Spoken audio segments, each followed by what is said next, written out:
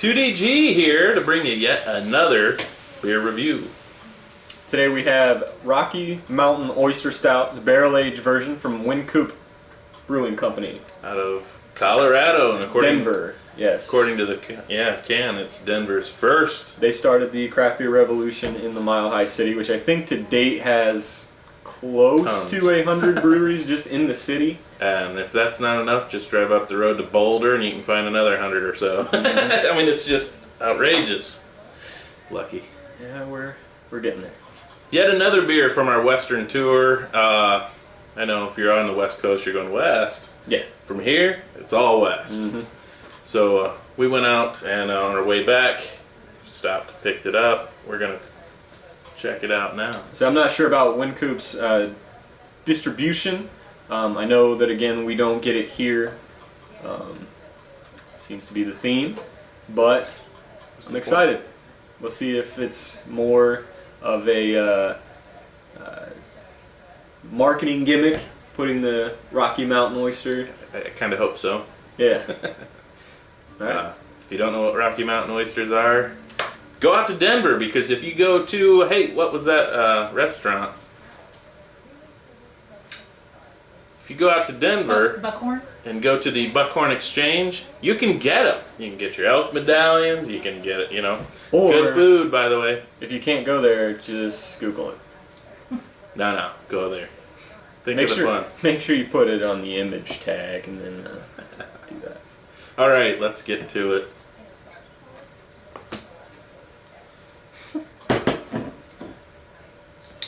They claim it's a ballsy beer. They do. It's right on the can. It's right on the can. Now, I have to be honest. I don't think I've ever had a stout from a can. Yes, you have, because you've had 1050. Oh yes, I have had 1050, but I don't think I had it from a can. Not did from I? a can, but you've had a stout in a can before.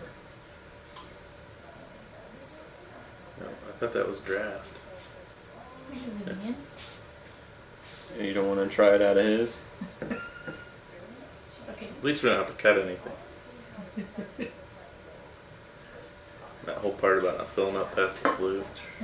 Oh, you mean when I didn't? But okay. Alright, so here we go. First things first.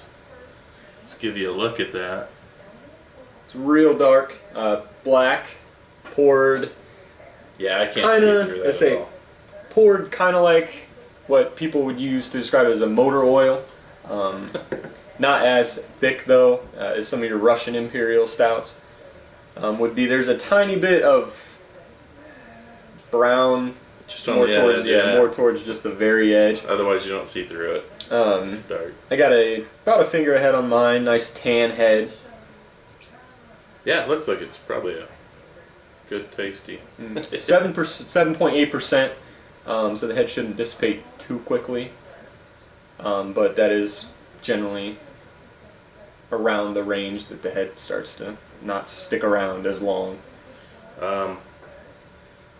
You can tell how sweet, sugary, malty that should be. Just the way it clings up there. It doesn't break apart at all. See the nose on it.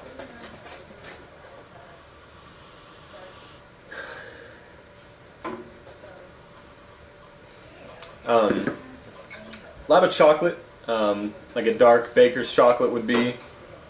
I'm also getting coffee notes in there. Kind of a malty sweetness. Tiny bit of vanilla, maybe a little caramel. But I'm not really getting anything from any sort of barrel characters from it. Now, I didn't think it was bourbon barrel aged or anything, so it's probably just a standard oak barrel. But I'm not getting any characters from that, unless I guess you could say the vanilla may come from that. But yeah, no, it's kind of surprising. I'm not getting too much barrel from it.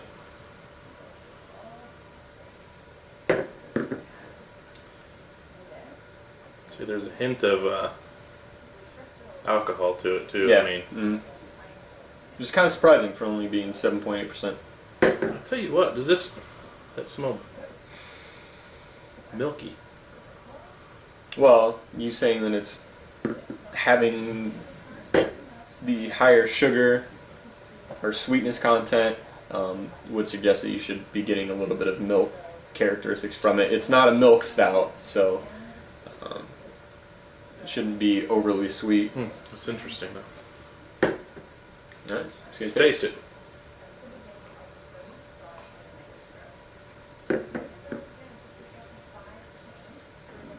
It's interesting. Right at the front, you do get a little bit of bitterness, and it's a lot more carbonated for Almost mouthfeel soury too, though. than I thought it would be. You do get the chocolate more towards the front and middle. You get a little bit of the coffee, tiny bit of vanilla, not a lot, and then towards the back half, it's real bitter, real sour. Not real sour, but it does have a sour quality to it. Which is not something that I expected whatsoever. I got no indication of that in the nose. I did a little, but I wouldn't have expected it to taste that way. And it's not dry, but it doesn't coat your mouth like I thought it was going to. I disagree. I'd say that is dry. Well, that's weird also, because generally you don't use dry as a characteristic to describe a stout, generally. This is interesting. Yeah, it's almost got some pruny flavors to it. I mean, some dark fruits. I think that's what makes the sourness kind of pop, is when you're getting all your dark fruit be on the back end with the sour notes. So it's a real interesting complexity from front of the tongue to the back. Front, like I said, you get a lot of chocolate, a lot of coffee, a lot of vanilla, but on the back end it's all dark fruit, dark sour fruit, which is real interesting. I would go a step further and say all the roasty parts are almost all aromatic. The flavor is almost all dark fruits. I mean, that's on the back. No, I would say almost all the way through. You smell roastiness, but you don't really taste as much. That's not like a stout I was expecting. Yeah. I want to make sure that it is just a regular stout. It is. So what are you going to give it for the style? That's a tough one to rate because it's so unique. I'm not used to a stout that's that carbonated. I'm not used to a stout that's got that much sour/bitter. That's what I'm wondering if possibly. Now, some of the reviews that I read just a little bit ago before the review said that there was some sour characteristic to it. Now, I'm not getting any of that on here. It's actually saying we should be getting a bolder whiskey and wood characteristic to it, which I'm not at all. I would say the wood I'm not really necessarily picking up, but I would say that sourness. Some of that's coming from the whiskey-ness. I think Possibly. That's where. I mean, I think it's there. It's subtle, but I wonder if they use any like. I almost say it almost has like a lactobacillus kind of tinge to it, like that's where the sourness comes from. Is generally when you make a sour beer, it comes either with Brettanomyces or lactobacillus. Those are, I guess you could call it infecting bacteria, but it's not harmful or anything like that. Which to me is what it tastes like. It has some lactobacillus in it. I don't think that it does. I also don't think it's infected because. Well, it could be pulling from the wood itself. Well, yeah, but I've had a lot of other barrel-aged beers that I don't get that characteristic at all. Okay, so to rate this one for the style, I'm going to give it 7.5. I'm going to go 7.5 because I prefer a stout that's actually more substance, thicker, richer, roastier. But we'll come back to that. How about you for style? It's weird because I think I've only had like one or two darker beers that have had the sour characteristic to it, the taste. I'm going to give it a 7. I'm going to go 7 on this one. It's almost hard to rate because it is so unique. Like obviously when you see it on the shelf, you'll probably go for it just because of the gimmick to it, the Rocky Mountain Oysters. Which they do actually throw those in the boil. I don't know how much, but they do. Yeah. I'm pretty sure. Maybe I shouldn't say 100%, but I'm pretty sure they do. So you could go for that gimmick. Yeah. So you would go for it maybe because of the gimmick part to it, but I've had a lot better stouts. Sure. It's not bad by any means. It's got honestly a real great complexity to it, which I didn't necessarily expect. This is where I was gonna go next. So, but yeah, I'm gonna stick with a 7 for style. yeah. So the overall, I gave it a 7.5 in style, but I would give this a 7.5 to 8. You have to pick one. You can't go 7.5 to 8.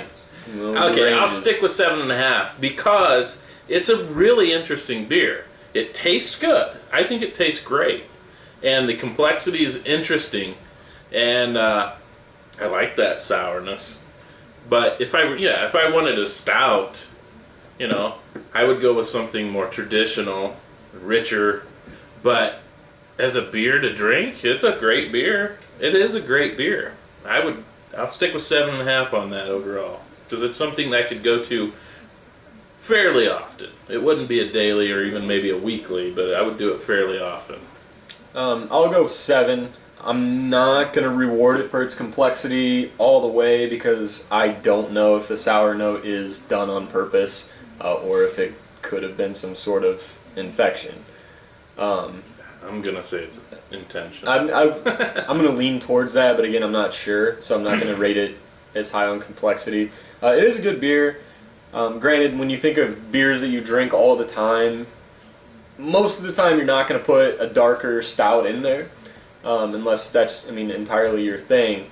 To me, you could have a couple of these and be fine. The alcohol content's not that high, but with the roasty, with the chocolate, vanilla, it's more of a decadent style beer than drinking every day. But the sour quality works with it. It does. It's not at all what I expected, so I think that's kind of affecting my rating. But it is a good beer. It is complex. I would like to know for 100% if the complexity was intentional as far as the sour notes, but yeah, I'll give it a 7. And I just want to remark real quick that the canned on has nothing in the field. I don't know why they would put it on there and not fill it in. Which isn't... It's barrel aged. Yeah, it's not going to matter. Yeah, it's not a huge you should deal. just not have it on the can. For people that are... I'm going to say newer to the scene for beer, the bottling dates on there. Generally, you only have to worry about them if it's like an IPA or a double IPA or anything that's super hoppy, because the flavor does start to fade rather quickly after the expiration dates. But on dark beers, porters, stouts, Russian Imperial stouts, anything like that, don't worry about it. In fact, a lot of the times it's better if you let it age longer. It really tends to round out the flavors, but yeah. Boy, that sourness, even as I sit here, that becomes more and more pronounced. It's good, but yeah, I wonder if that came from the oak. Or the I'd say it is from the barrel, but yeah, it's just, I don't know, it's a little weird. So, all in all, I would say Wynkoop, your Rocky barrel-aged Rocky Mountain Oyster Stout. It's a good beer. It's a good job. I'm gonna go peace on that one. 2DGe. 2DGe.